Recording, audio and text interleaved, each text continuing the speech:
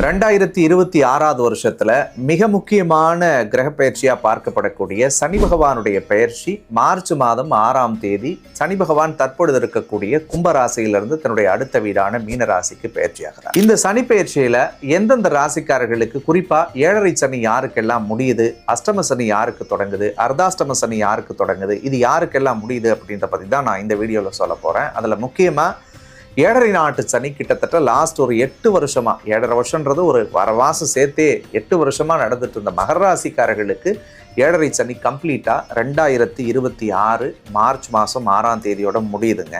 ஏழரை சனி யாருக்கு தொடங்குது அப்படின்னா மார்ச் 6ஆம் தேதியிலிருந்து மேஷராசிக்காரர்களுக்கு சிரசு சனியாக தொடங்குது. முதல் 2.5 வருஷம் சனி பகவான் சிரசுல இருந்து அவங்களுக்கு ஏழரை சனியாக இருப்பார்.